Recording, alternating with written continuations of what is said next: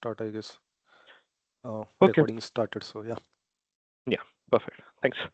Yeah, so I'll quickly give my introduction. I'm Rohan Kenkre, currently working as technical director at TechZot, and also been Sitecore MVP for 5 times. I'm very passionate about Sitecore, and so if you want to connect with me, at the end of the slide, I'll have my connection details. Like you can reach out to me on LinkedIn or X, and we can, like, whatever queries you might have, we can discuss it further. So this is one of the interesting topics, and I have been working on this one for a couple of months now. So would like to share the knowledge there. So reducing carbon footprints in Sitecore site using XM Cloud, right? So even before, like, how XM Cloud. So this does not have a demo or anything, but it's more about the discussion. How can we achieve what is that creates the carbon footprints, right, or the carbon emission? That is something that we'll be looking at, right? Let me. Yeah. So the main part is, why does this topic matter, right? So you might have heard this carbon footprints and everything, or the awareness about the carbon emission, mostly from the manufacturing domain, or the people who have more of a business where they are dependent on renewable energies, right?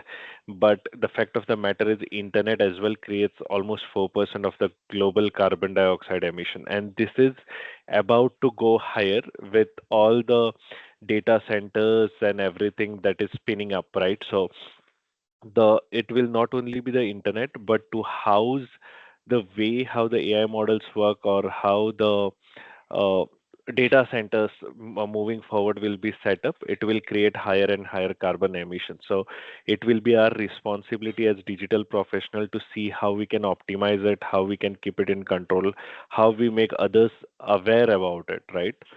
So that is one of the reasons. Second thing is, everyone might get the first question as a website, what we can do, right? Like, we can't see it, it's a virtual world, and how are we creating any carbon emission through my laptop, for example, right? So the idea is, when you hit any website, it is hosted somewhere, right? Maybe in the cloud, on prem, we don't know it, but when you're building one, you know, right? Like, where you're hosting, it might be on premise Windows server, that might be consuming the energy. You might be hosting on Azure PaaS, that might be consuming some energy. You overburden it with the media, that might be consuming the energy. How many times the request, or like the page views are coming to your, like, from client to server and back to client, that might be creating the energy, right? And sustainable. So another thing is, like, whenever you talk to anybody who is developing the website, right, the next stage is always SEO optimization, improving the performance. So if you think in a sustainable design, it improves the speed and cost of your site as well. So that will promote or take you to the goal that you are looking at. So it will help you in both the direction. You are keeping your carbon emissions low, and as well as it might reduce your cost as well to maintain. So before I move ahead, uh, has anybody worked in this domain, or have an idea, or have tried to work around it?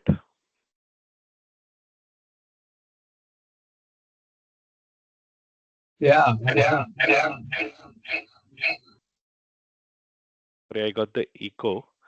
But yeah, I think, Surendra, was it you?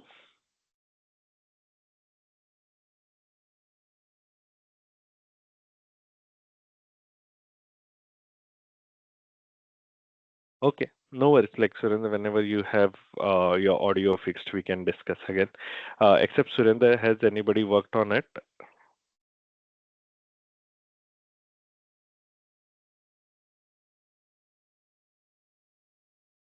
Okay, then I'll take it as no for now. Yeah, sorry. Did anybody say Yes, anything? yes, Ron. I'm having little bit idea about that. So Okay. it's really, yes, it's really good thing. Like right now, government and many of the companies are following this thing by just reducing that carbon footprints. We can able to reduce the cost of our whatever the technical device management or resources related to that. We can definitely reduce that cost, and we can save our environment also, like the natural environment we just want to keep. For that one, we are going to follow this thing. So it's really good achievement. Yes, that's much. Yes, perfect. Yeah. So yes, this also helps companies and the government to achieve their ESG goals, right? Environmental, social goals, whatever they might have for the year. So this can they can also take advantage by promoting that they are working in this direction. So you're right, Sheetal. So thank you. Yeah. So moving, I'll just give the agenda what all things we'll be covering as a part of this webinar today. So first, we'll try to understand what is digital carbon footprint. What are the Sitecore architecture impacts? So we over the period of time we have seen different architectures from Sitecores, right? Like, or you can say instead of architecture, we can also name it as platforms that we work with. Then what are the optimization strategies?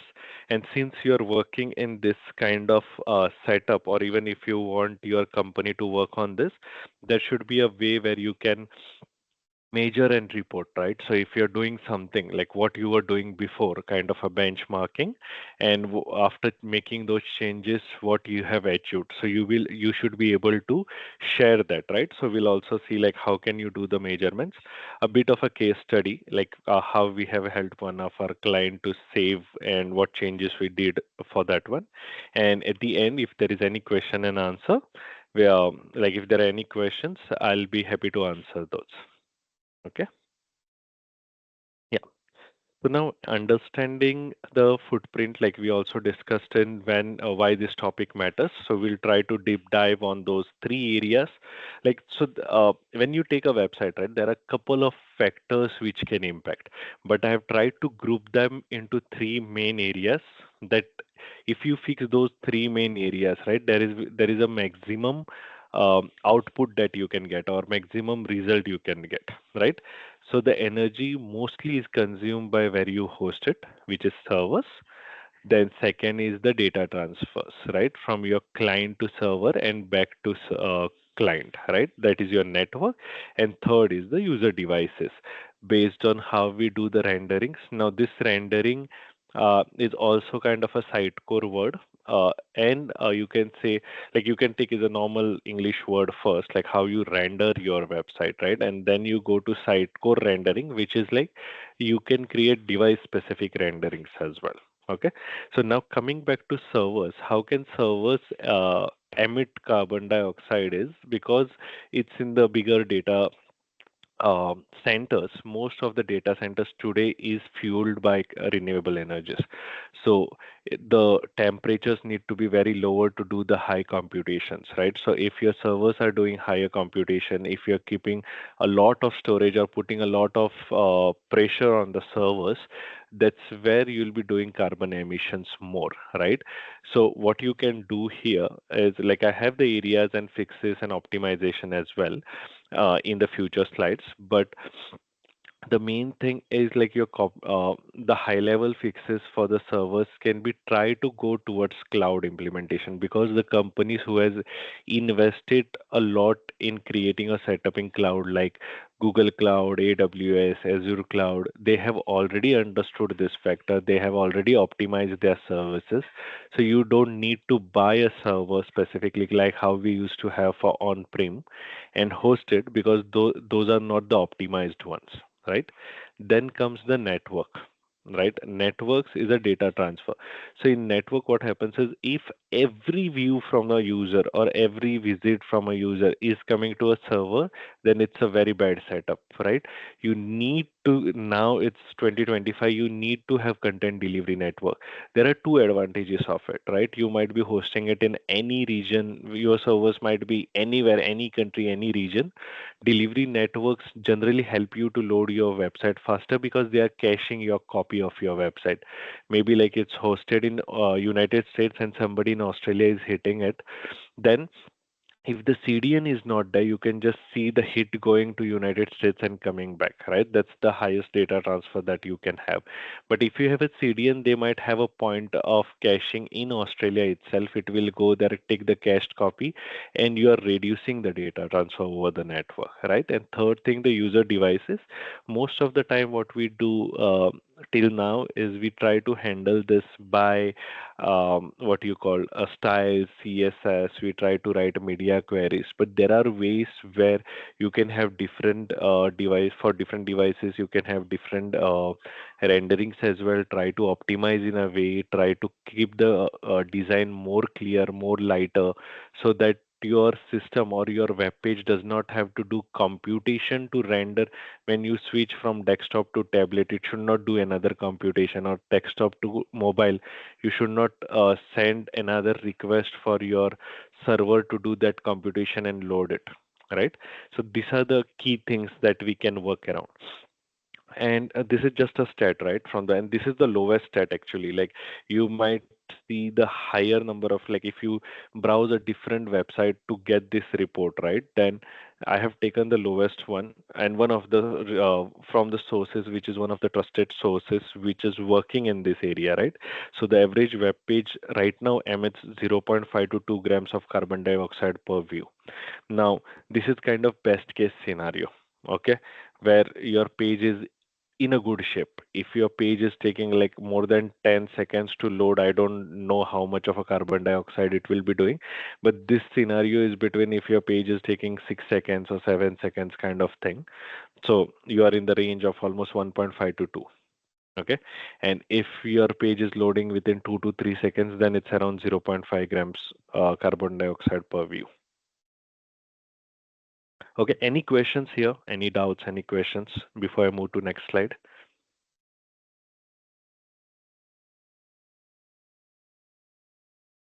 Okay. So if the Okay. okay. So if I don't hear anybody, I'll just go to next slides. Okay. And I see a couple of questions coming in the chat, but I'll take it in the Q&A. Okay, so now I've just given one formula, like most of the sites use this formula for carbon emission, right? So carbon equal to data transfer into energy intensity into emission factor. Now, energy intensity is something is out of control from us. This remains on the data center where it's hosted, but still the data transferred, right, and the emission factor totally depends on two parameters which we can discuss and is in our control. One is reduced data transfer, and second is use greener hosting.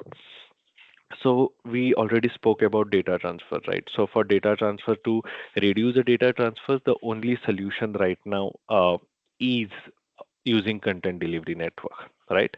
So you use CDNs like Akamai, Cloudflare. There are a couple of others as well, uh, which will help you to cache your site. If your website is static, then, like, if it's a company website, for example, a media website, yeah, where you are publishing the content, most of it is kind of a static, then you can try to use CDN. It will be faster. It will benefit you in the performance. At the same time, you're removing the load, a total load from your server, right? So anytime you add a new content or you're updating a content, only that those particular time or area, the visits will come to the server. So that is one of the thing. Now, about the greener hosting, right? So take an example, like maybe in 2015 or 2014 or 2010, most of the industry was having their independent on-premise server, right, where we used to host. And when you say on-premise and the Sitecore XP, you might see if you have three environments, you will at least have 7 to 10 servers, right? So for dev, you need two CM/CD, then database servers. Then again, if you go ahead on QA, then it's again CM, then maybe two CDs because you want to replicate the production with load balancer, and then database servers. So that is 3 plus 7, and plus on production, it depends like how big your company is. Sometimes you have two CDs, sometimes you might have three CDs. So this was the setup, right? Even if you optimize in a way, you're still on prem and you're running this 7 to 10 to 11 servers continuously. So that is one thing. Then came a medium impacted one in a way, Azure or maybe any of the thing where we thought platform as a service. So the first one I might say, like when you say on-prem, even infrastructure as a service is equivalent to the same one. Like you are impacting almost the same thing because you are going on cloud, but again you are trying to have your own VMs to host it, right? That is infrastructure as a service. Then things got a bit better on platform as a service, right? Because now you are not hosting a server, you can have a shared server, but you are just taking the services. So you will be having app services, you will having your own SQL DB services. So this was a bit better platform as a service because then you're it total still it's better in a way. It is better than on premise, but infrastructure as a service, but not software as a service, right? Because it lies in between, and it totally like cloud is providing you some flexibility, but at the end of the day, how you configure it will base like you're scaling it. It is on auto scale, it is scaling down based on the timings that you work or not. It's something will decide how many carbon emissions you are doing. But then you move to software as a service, so that is the best case scenario because now you are responsible only for your front end website, right? So in a software as a service, if you go to XM Cloud, Sitecore is doing most of the part, right? Like they have done the research how the setup will. The behind the scenes, they're still using Azure Cloud, but still they have configured the services auto scaling, auto scale down the dev environments, how they scale down in a way. There are triggers which will like push your service down if it's not being used. Everything is set up and in a way, right? Now you're taking care of only front end. Maybe your front end is in React, Next.js.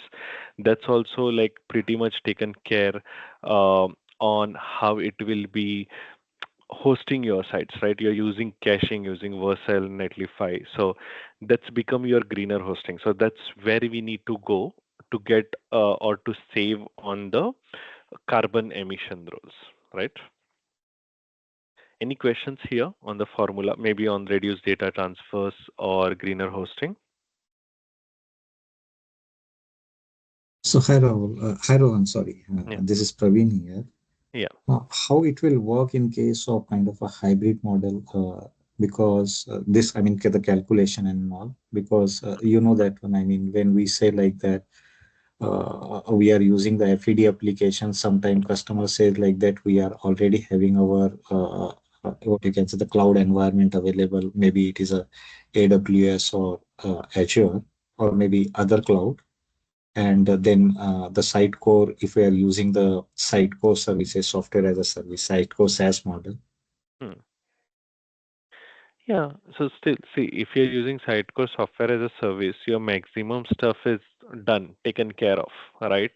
Mm. The only part that will remain is your front end, how you have your front end developed and how you are hosting it in AWS, how you are caching it. If there is on top of your AWS, are you using so Vercel and everyone has their CDN layer by default, right? But if you are hosting in AWS, you might need an external content delivery network. The second Yeah. thing is how it will be a role of a solution architect to understand how you are querying. Even if the SaaS is there, how you write efficient GraphQL queries, in which situation your components will be querying back to Sitecore will depend, right? So how you have designed your components will also matter in that case. But I think it will have a low impact compared to your Sitecore XM, XP, or platform as a service or infrastructure as a service. Still, you will be in a sweet spot. In the coming slides, I have some areas of Sitecore which impacts this on the higher side. So maybe like those four areas, if you can take care, I think you will be in sweet spot where you can do or reduce the footprints. Okay. Thanks. Yeah. Any other question? Okay. Question. Uh, yeah. Go ahead. Yeah, somebody unmuted, right? Okay, No, I'll Rohan, questions. okay. No question. Yeah, Perfect. Okay. Then these are the site core architecture or platforms, or like how we call it. Like it might be an architecture by itself, it might be a platform, it might be service, or it might be a model, billing model that we have, right? Whatever we call it. So based on this services, how they impacts the sustainability, right? Let's take XP on-prem. It's the highest impact. So this is something. Imagine you have Sitecore XP in infrastructure as a service. So you will have couple of services hosted on different servers. You might have a CM, you might have a CD, you might have a search engine if you're using Solar. Then you might have X Connect different roles, right? So marketing automation, index searcher, and the reporting services running in. So and the processing engine as well. So imagine a skilled XP architecture in information infrastructure as a service. It will have the highest impact on carbon emissions, right? So areas there, again, I'll cover the areas that we can take care of, but the highest, even if you take care of the areas that we speak today, still some of the part will depend on how you have those environments set up. Okay.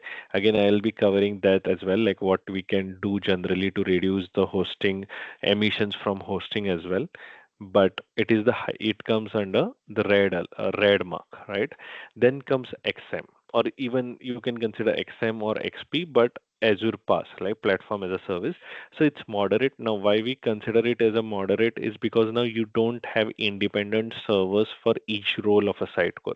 You might have a app service, right? So it changes that calculation. Your resources used are less. The resources between these app services or the resource group are less compared to what you might have in information. Sorry, I'm just calling it information, but it's infrastructure as a service, right? And XM Cloud, right? Right. I'll also cover what is XM Cloud if it's new for someone. But XM Cloud is something like software as a service provided by Sitecore itself, and it gives you all the functionalities that XM can have. Right, your experience manager, like your CMS part of the system or Sitecore can be hosted as a software as a service. Now that is low because now that's auto scaled, efficiently developed. You don't need to take care of it. It will not be sitting in your infrastructure, or it will be out of scope for you. Right? When you calculate your carbon, it is out of scope for you in that matter. So understanding composable and serverless is more greener, right? When I say composable, you might be using different tools and trying to connect it rather than hosting everything on your own servers, on your own platforms, right? So you are taking care mostly in a composable serverless architectures, since you are using most of the tools you'll be using as software as a service. The only thing that comes under your scope will be the front end website, right? And how you connect and how you write the code. That will be the area for you or the scope for you, and that becomes very greener, right? So now what is XM Cloud, right? So XM Cloud is a headless cloud native API first content and layout management, which we already talk about, right? So imagine your XM, even if you are using a legacy XP, maybe in 10.4 or any version, it does not matter. When you consider XP, it is XM plus XDB, right? So your experience database handles that. So if you remove a part of experience database and if you just focus on maybe your templates, like your content management system, CMS part, plus some of your like a basic personalization or basic schedulers or something that you might have, that is your XM Cloud. But the difference between XM and XM Cloud is that in XM, you still need to host it somewhere by yourself, maybe a platform as a service, infrastructure as a service, or any on-prem that you might be using. But in XM Cloud, it is subscription based, right? You go to Sitecore, they spin up the environments for you, and then it's a subscription based on the license. They will give you how many environments you have, how many things you can do, what is the production thing, and then you will create everything like from template to page development or page content. Everything will be there. It will be auto patch. You don't need to worry about the patching of it, the support or the vulnerabilities that come in, right? So everything is hosted by Sitecore. So if you see the key highlights of using XM Cloud is cloud native, headless supports a headless architecture. It's the that is why it's being used and composable, fast time to market because now you can work parallelly. So this totally depends on your expertise, right? So if you are having the expertise to spin up a XM Cloud site and the Next.js development, then it's fast time to market. But if it's your first project or maybe your company's first project and you have a learning curve, then you might need some time, right? Because your expertise are right now on XMXP the way the legacy ones are working. Authoring tools, this is the authoring experience is way better than what we have in XP. So you'd have new tools like Sitecore Pages, Builder, Explorer. Okay, so that is how it works. And seamless integration, when we say seamless integration, everything is like you can use webhooks and connectors to connect XM Cloud to the third party tools, right?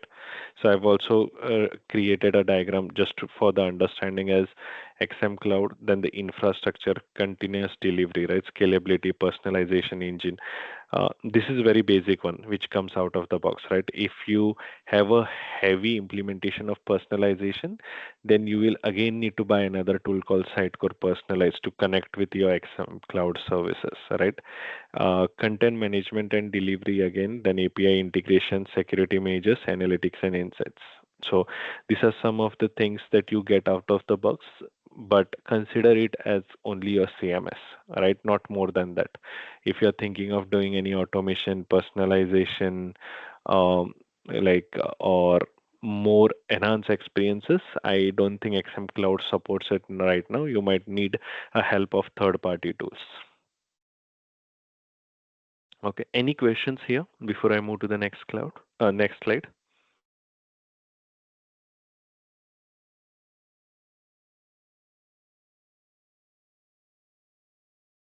Okay, I'll consider it as a no. Okay, now key areas, right? So everybody will be interested in how, if I'm working in Sitecore, what are the areas that I can work upon, or I can at least talk to my management, try to see, explore this area. If you guys are interested, then most of it, okay, are these four areas. It falls under these four areas. One is media, okay. If you have a heavy load on media library, then you are in that zone. Then second is rendering. As I said, it's if you're creating a rendering which is continuously computing stuff, right? Uh, like in past, this might be less for the headless one, but if you're on maybe like SXA or custom development, where if you remember, like we used to write view rendering, and then there was always a struggle between Sitecore developers whether to go for controller rendering, or if it's a basic one, then just write your logic in the CSHTML file, right? That is a computation, right? That we are talking about. And then again, code. There was a very good question from Praveen as well, right? Like, what happens if you already have SaaS and you go to AWS? So that's where only you need to keep an eye on inefficient code, right? How can you optimize your queries? How can you optimize the business logic if you're connecting with third party? Then what will be the goal? How so I again have this each area in detail in next slide. So these are the just noted down the main areas that gives the highest impact.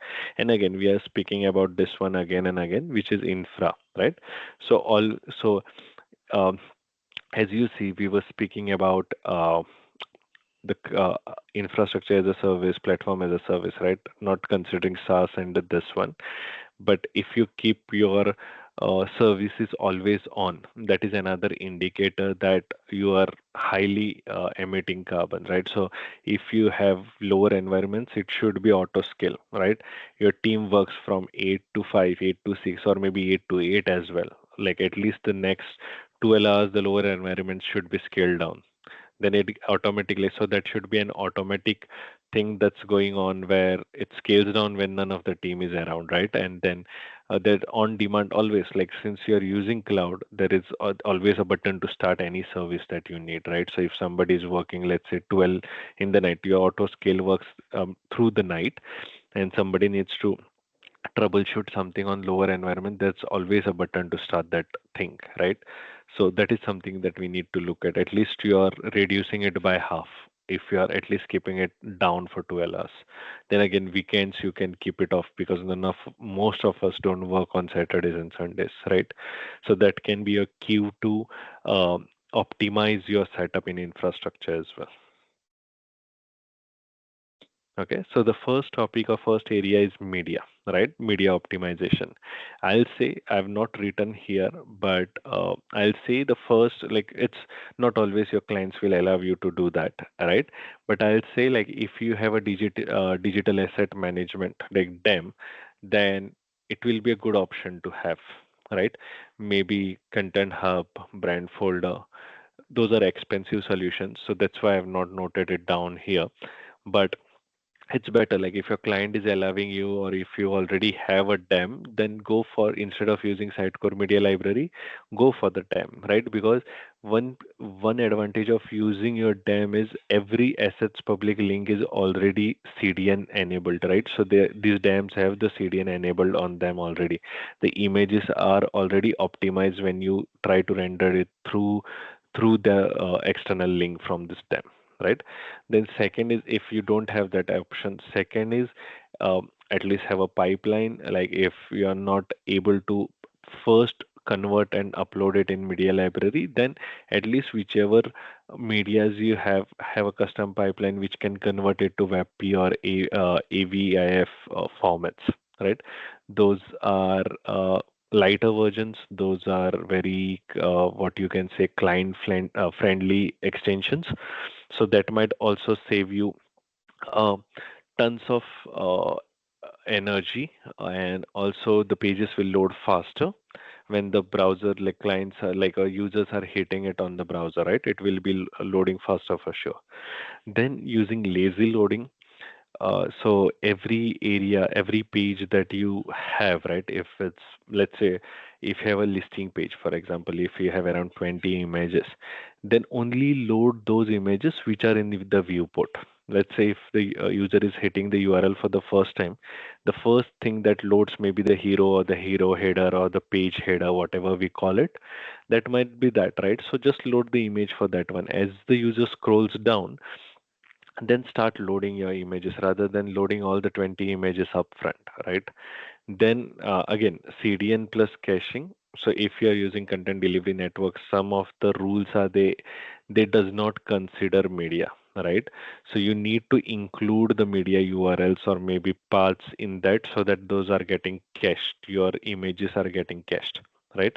And if right now it's a trend, we see it on most of the websites. So you might see autoplay videos in the behind the scenes, right? So when you load a page, then the auto videos are playing. So if it's unnecessary or if user does not have to, like, are not getting engaged, if you are getting some heat map, if you're using tools for like maybe I forgot the name of that tool. Hotjar or something is there in the market, which you can integrate on your websites, and you can actually see the heat map. Heat map means where the user is clicking on your web page, right? Try to study the heat map and see if the video is not that engaging. Maybe change it to GIF or something, just like 3-4 seconds, and then give a button where the user can actually uh, play the video if the user is interested in, right?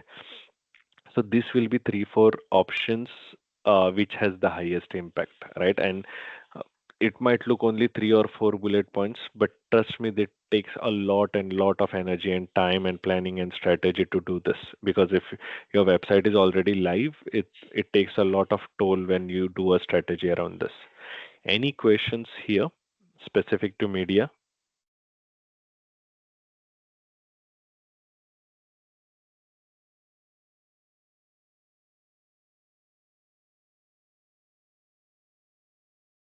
Okay, I'll take it as no. Going to second one, right? Sitecore caching and code efficiencies. Now, yeah, everybody might like who is using Sitecore already might have seen that whenever you're using any renderings by default on a page, right? You always have the caching option per rendering, right? So that is something that you can work with. CD, if you have a CDN, that's much better. But if you don't have an option for CDN age caching, then I'll say at least start using the rendering caching. Maybe your header footer needs to be cached because it's almost present on all the pages. Then if there are a couple of reusable components or usable renderings that you think you are using across your website, we will highly recommend you to cache those. Just mark it as like cache whenever like there is any change, right? Vary the data by publish or something. So whenever you are publishing a new content, that time only the cache will get cleared. Otherwise, it will be cached for long. Now, another thing that we have seen a couple of time is you might have couple of third-party integrations done with your system, and you're writing the code again and again for maybe opening the connection, writing the HTTP request, REST API request. So that's where this is a new concept again, but you can start using MCP servers, right? So you save, first of all, you enhance your coding speed and performance. At the same time, your logic, most of the logic to connect between the systems at MCP server, right? And you get the option to connect to your system without overloading or hitting the performance. So that is one way of doing it. Then, if you're on XM or XP and you're highly using controller renderings and view renderings, I'll recommend there should be no logic in view rendering, even if it's a single line like pagination or anything that you are trying to put in, right? Always go for controller rendering, keep your business logic within the code, try to optimize it. Dependency injection, people, I've seen a lot of code reviews when I do, people try to skip the dependency injections, right? Because the answer is always like this is a quick component or quick thing that we are using in, but still it will help you a lot because a lot of things get better when you write a clean code. You might not be even, I can give you a simple example here, right? So if you have uh, a component which is like showing latest news articles on your homepage, right? And maybe you have news articles because your news articles can easily over the period of time can go above 100. You might have done bucketing, right? Now, one way of writing the controller thing, business logic, is you write a for each loop and just try to iterate one by one and then check if the template is matching the news article. One way of doing it. Then second way is access get descendants, right? You will again get all the like from the page articles you'll get all the descendants and then you can pick three. Then third thing is like you can use fast queries, and fourth thing is you can use search based predicates, right, to get. Now, if you think all four at the front end will show you the same logic, same thing, right? Because top three, they will, at the end of the day, it will show you the top three articles. But the first two will kill your system, right? Because you're doing a for it just to get the three articles from above 100, right? And that too, you're iterating it again and again. Again, get descendant. Everybody, as a solution architect team lead, might be knowing we have that ability to use that get this access dot get descendant, but it's a heavy performance heating operation that you're doing in your code, right? So the best case scenario can be fast query or maybe your search based predicate to get those, right? So that's how the time leads architects experience will come into play when you are getting the control code cleanups, right? Or the code efficiency to increase. So that's where the role will be very important to see how your site performs. Now there will be scenarios. I have no debate. In few scenarios, you need to go with get descender or something. I have not come across one, but there might be, right? So based on the use cases that you get from your client, then minify and bundle the assets, right? A lot of time we don't compress our CSS or JS files and we just try to use it, or somebody ends up writing some scripts in line or in Scriven or in the rendering variants and even the stylings in line, right? So let's try to, like, if you are working on this one, I think avoiding the inline stuff, avoiding the scripts to unoptimized scripts, not compressing it will impact. So I think compressing and will increase the performance here, right? And again, content delivery is again your king. So CDN, content delivery network, sorry, is your king, and you can use one. If you are already on headless, then again, Versal Netify has their own based on the plan that you buy, but it's more you're on more sweet spot than the rest of the XP or XM logic. Any questions on enhancing the code efficiencies? Rohan, can you, it's show with the site. Can you explain a little bit more on the usage of MCP server over here? Sure. What exactly Uh, you want to know more about? Basically, MCP server is something that I may not be aware of. Basically, Mm. I know that it is basically used in the, the AI generative structures. So how Okay. we conculcate this part over here in our Sitecore architecture, and how it helps us to improve the code efficiency. If you can elaborate a little more on that part. Yeah, yeah, sure. Sounds good. Okay. So MCP, just imagine, I'll give you an example, right? So if you want to connect your Sitecore system with Salesforce, for example, what we generally do is right now, if it's the legacy one, then we just go back, we create a Sitecore form, maybe a custom submit action, and then you write from the scratch, right? You start writing the REST API, then you will get Salesforce endpoint, and then you'll write the logic to push it back, like what is the response that you're getting, and based on that you do. So technically you wrote the whole logic on your site core end to connect with Salesforce and pushing the data, right? Maybe there might be other systems, like you might be pushing data to Google Analytics, you might be pushing data to your um, let's say if you have any third party, like if it's a listing website, you might be connecting to some e-commerce platforms where you are pulling the systems, or if you have product information, again you're writing a code to pull the product information from those systems. Now consider that if you see all the third parties, one thing will be common will be, right, basically we create it under foundation layer is your connections, right? You write the code how to open the REST API, how to hit it, what will be the request model, what will be the response model, everything that you write. If you use a MCP server as a thing, all the middle layer is in the MCP.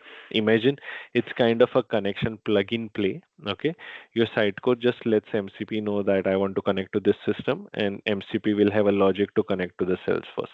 You don't need to write the whole code on your end. So you're decreasing your payload, not payload, but you're decreasing the effort to connect it or to open again and again those REST API calls and close it.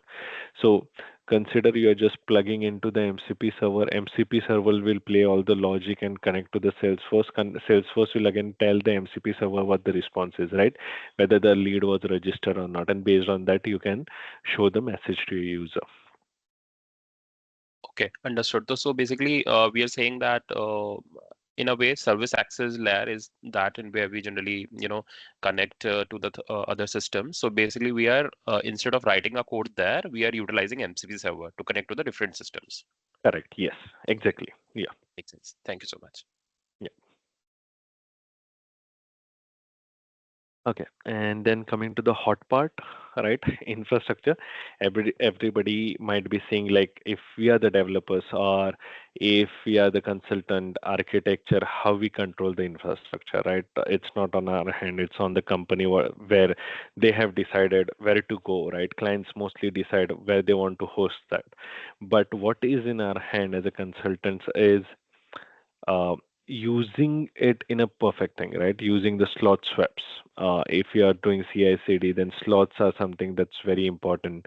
Then auto scaling it, right? Auto scaling is not like I'm talking about if traffic is higher, then you should spin up your CDs more or CDs down. Not that auto scaling, but at least trying to have multiple CDs if you think the like try to get the numbers where your web service, like whatever for example configuration you go with, right? Whenever you design an infrastructure, Azure has its own calculator, right? You put in like how many visits you get a day, like what are the systems you're connecting to.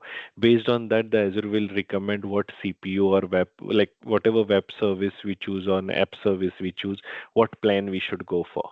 So get a better plan so that you are not overheating the your architecture or overburning. That is one thing. Second thing will be all the lower environments, right? As we said, like all, like even if you are having dev, QA, anything, try to discuss with client and try to make your work time to make it lower. Like for example, there are some environments which we only use when we deploy, right? For example, DIT, which is like basically for developers to integrate their code whenever everybody in multi development approach, every developer creates a PR, then it's deployed, and then the other developer will push a PR and goes on, right? So we need to integrate the code, the whole code by the team and see somewhere, right, whether something is breaking or not. Now, if there is no development, for example, your sprint is for a month, right? And technically, you do development for first 15 days, and then the other 15 days is mostly the QA and preparation to push it to production. So you might have DIT for integration, then you might have UAT for testing, and then you have production to push to. So if your DIT is used only 15 days, keep it only on when required, right? You have that auto scaling of like 8888, but try to manage in a way that the next 15 days, if you are not using it, keep it shut down. Why you need it? The cost will automatically go down. The QA again, like if you're more worried about like the QA, like the QA environment or the UAT environment will be required for the quality people only when all the tickets in the sprints are completed, then mostly keep it up in only the rest of the 15 days rather than the first 15 days. That's something you can do. At non-prod hours, I think you should have all the system down except the production, right? Even if you are creating a disaster recovery setup for the business, and most of the systems, then it's technically your disaster recovery should not be always on. Uh, it will be, just give me a minute.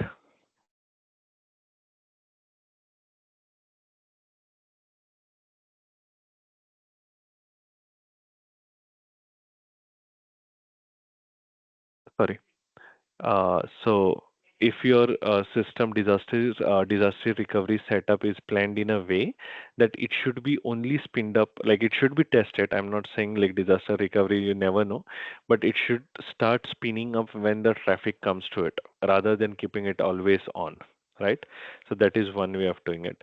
Then if like this, I'm using frequently using Azure, so I have use of Azure Advisor for ideal resources. It gives a very good report of what are your resources, what are the resources that are being used, which are not being used. If it's ideal, how then you can plan it, like you can plan it to like scale down, right? But since you are using any other AWS, every cloud or Google Cloud, every cloud should have this, the advisor that you can do. Then using Kubernetes containerization will help you to, like, for the local development as well as on the productions, right? Will obviously help you to keep the resources low and take the hit on them rather than like having multiple web services and everything. So I think these are some of the key things. Even containerization, it depends, like totally depends on the architecture, right?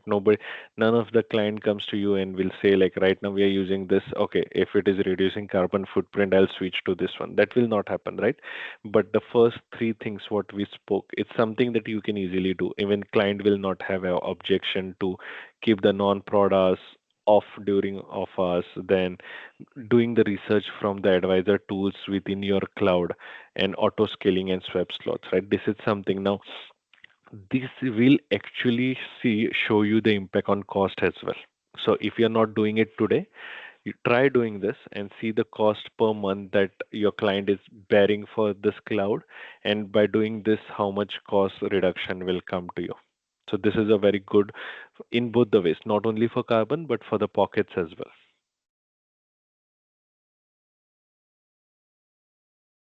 Yeah. and measuring the website carbon footprint. So there is I can say, like, there are a couple of website, there are a couple of tools that you can use. Two main things are websitecarbon.com and ecograder.com, where you can just go and create your account, try to put your domain, and you will see how much of a carbon emission your site is doing. Okay, maybe I can just quickly show you. I've tried to do. Is my screen visible? Like, I switch a tab to a carbon website carbon.com. Is that visible, or still my slides are visible? Screen is It's visible. visible. Yeah, it's visible. Okay. Yeah. So this is something I've just tested, like, just to show you how it works. I've just entered facebook.com to see their carbon emission, right? And then they have A plus A, B, C, D, and then F. F is like you're gone, like failing kind of thing. But then this is a global average, said to see that we are, because there is no much work done across the internet, right? So the global average is after E. So even if you're E, you're better than maybe 60% of the world, if you see that.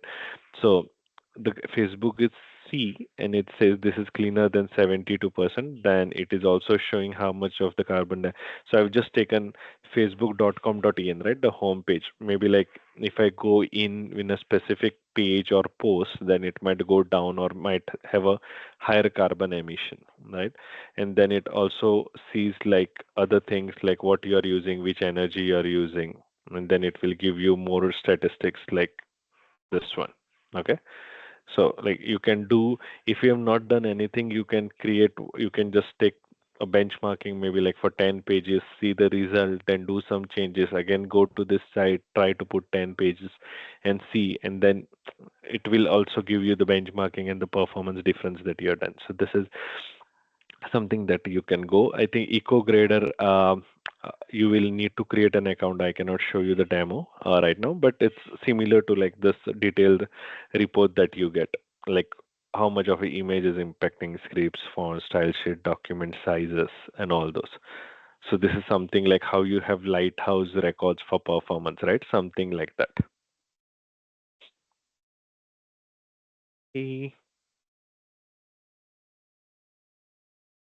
So a case study, right?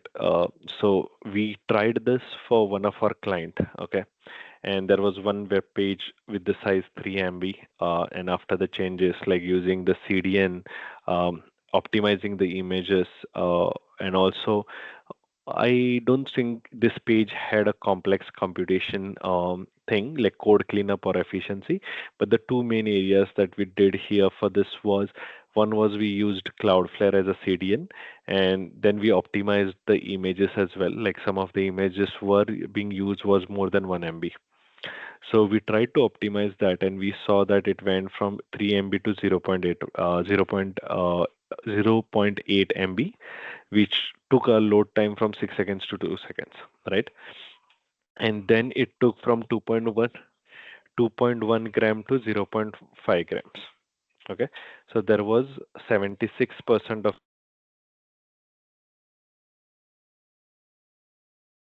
yeah. So this is for one page. Imagine, even if it's for one page, and if we have around 10,000 visits a month or like year, and you have different pages that you optimize across your website, that's a huge achievement. Not it You might not get this big number for all the pages across your website, right? But you might get like on an average of at least 50% reduction. That should be a way better. Yeah, Praveen.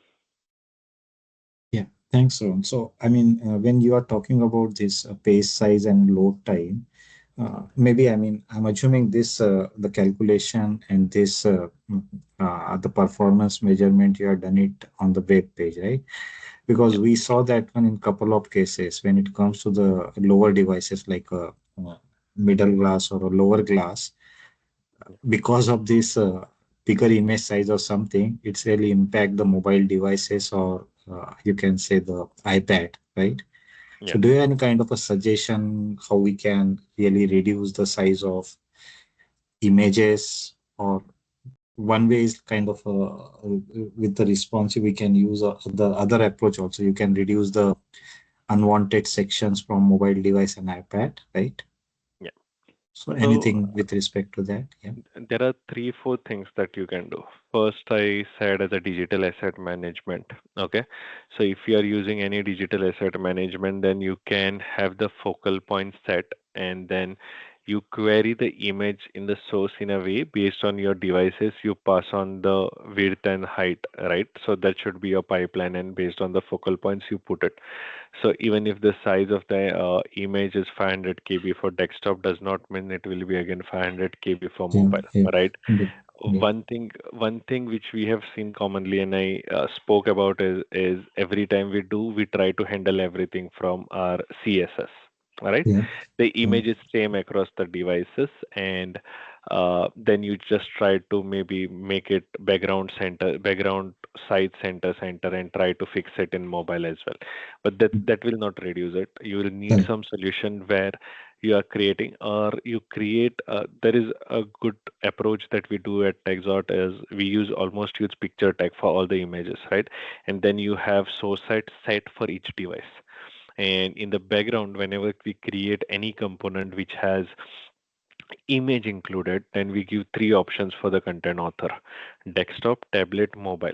Correct. Now, if Correct. a content author is unable to get devices for tablet and mobile, then we have a fallback logic of it Correct. will use the same Correct. image from desktop.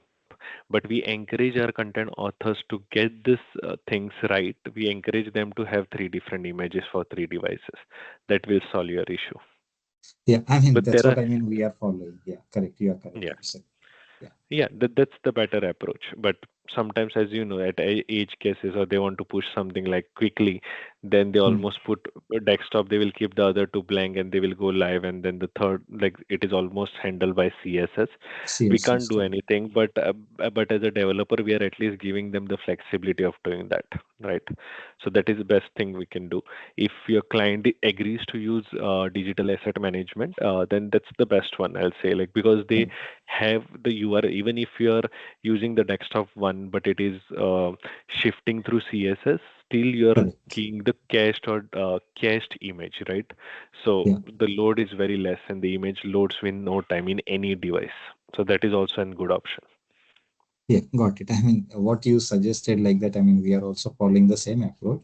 But then, yeah, I mean, this page size and this load time and this will get it varied based on device specific, right? I mean, it is a mobile, desktop, or you can see. Yeah. Yes, yes, yes, Yeah. yeah, yeah, for sure, yeah. Thanks.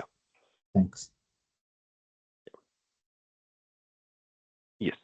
So what at Texot we do for sustainable approach, right? So right now what we are doing is, and that was a question like I think we already discussed, Praveen. So that was covered in my next slide. So we try to embed eco designs in Sitecore builds, which means like we try to understand, take our learnings, try to every time when we learn something new from our existing clients, we go and do it for the new projects and new stuff, right? As we said about having three different images or promoting them to use content delivery networks. Design you do the UX design in a way that we are not using too much of autoplay videos or animations for them if it's not required. Okay, try to align with clients' environmental and social goals. So that is something that we take very seriously. Like if client is unaware of these things, right? Because most of our client does not even know that they can achieve ESG goals using their website as well. So we work very heavily in manufacturing domain. So we make them aware and we work towards their ESG goals as well. And right now we have taken an oath at Texot that we'll be promoting the awareness in a different Sitecore user group events about this topic. So you might be seeing me at different SUGs in this year as well as next year, and I'll keep sharing the knowledge that we do in this domain, right? In the carbon emissions and footprints. So that is something that we are trying to do. And the key takeaways, I do respect, I know the time, like we have already 1 minute over, but I'll quickly cover the slide is as well. Every byte saved in the data transfer is like carbon emissions, right? You have saved. Sustainability boosts performance and SEO. So everything that we discussed just now is so you know that at the end of the day your site performance will increase. If you're working on sustainability, site performance will increase. If your site performance increases, your SEO will be in good space, right? And those are pocket friendly as well, right? And Sitecore's composable cloud supports this goal. So everything that we tried to work around was more on XMXP, right? XM clouds you gives you something out of the box. So if you already are into, or if your client is already into making a move from XMXP on-prem to XM Cloud, then I think this is one more reason to move towards that migration. And this brings us to the end of the session.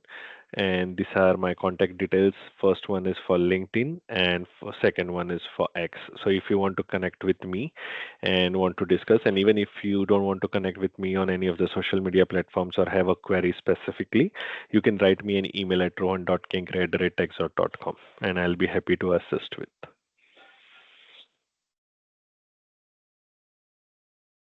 Yep. So any more questions? I'll quickly switch to the chat and see if I can answer the questions. Okay, yeah, Pooja, how can developers use green coding practices to reduce the carbon footprints in Sitecore site on XM Cloud? A good question, Pooja. I think this is something that you will need to discuss with your solution architect. It will vary from uh, use cases to use cases, but I think the efficient GraphQL queries or the way you are creating the components, right, is something that will impact. XM Cloud already has lower emission one. You are already will be in green or not 100% green, but because XM Cloud handles most of the stuff, and then Vercel or Netlify, wherever, whichever platform you are going in, will handle your caching as well. But I think the queries, the way you create the component and querying, like if you are pulling in all the fields and then you are trying to use only the required fields in your component, or you're just pulling which fields you need from those items, right? These are some of the query optimization. There are very good documentation about GraphQL query optimizations that we can refer, and I think that should help you to fix the coding efficiency. Which tools and metrics are you using for measuring carbon footprint? I think, Surendra, I've already answered this. There are a couple of those, but I think the good ones are websitecarbon.com and ecograder.com. What role does image compression play? A huge, huge role. Again, I think I've covered this. So that's one of the main thing that covers. Which is the best approach to minimize both cost and carbon footprint in our IT? I think, Sheetal, I've already covered this. The highest cost things are on infrastructure, auto scaling, then keeping your systems, the lower environments off during the, or scaling down during the off hours will be the best solution to start with. And then you keep an eye on your resources report to see which are idle at what time when it is used. If you can change the plan, if you can auto scale it, auto scale down, then that will help you to save the cost. More the number of subsystems in infra will result in high CO2. If you are using Sitecore, especially XM Cloud, and now if we are bringing heavy systems like DEM, will emit more CO2. CDN is preferable with image compression and static site generator by Next.js are good solution. Yes, 100%, Surendra. Like I agree with this one. So CDN helps a lot. If you're using Cloudflare, then I don't think you'd even need DEM. Cloudflare has a service called image transformation, which what they do is basically from your media library, they will transform the image and create the copy, like optimized copy with their end. And it's almost like how you get the DEM cached links, right? So I've not tried with any other CDNs, but Cloudflare has that image transformation service that we have used. What role can AI play in reducing carbon footprints within Sitecore XM Cloud? Not really sure how it will play a role within XM Cloud, but I think it can play a role on the existing environments, like I was saying, like how the calculations are being made on the resources, ideal resources, or you can have AI models deployed by creating a new ones which can suggest you or create a report for you about each page what has changed. Because see, even as a developers, if you do 100% everything 100%, right? If you make everything optimized, you don't have any control what content authors will do, what image size they will upload, what uh, content they will change on a page, what logic or what component variant they will be using in, right? So we don't have control over that. So I think AI can help you in keeping an eye and proactively creating some reports for you, passing it to you by saying what has changed, right? So you train the AI to keep an eye on specific parameters or something, and then it keeps reporting back to you about what are the changes and what is impacting. So you can study and have the internal trainings within your content authors.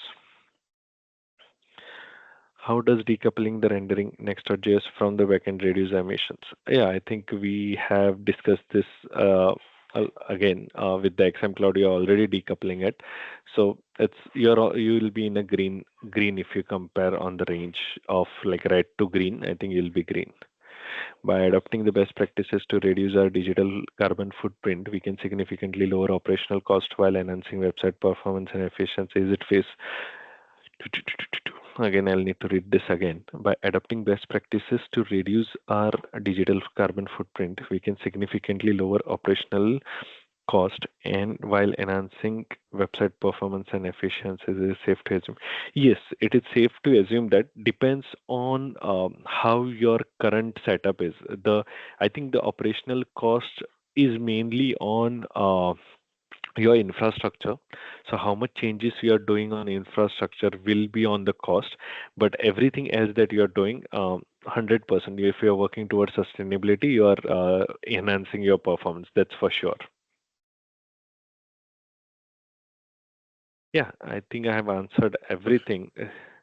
And I think we know today, I know each and every one of you, so it will be unfair to select any one of you in question category, because again, most of the questions are very good. Like it will be hard to choose any two. So I think Vinod, if you can help me to like just select any five lucky winners. Yeah, yeah, we Yeah, will choose the lucky winners.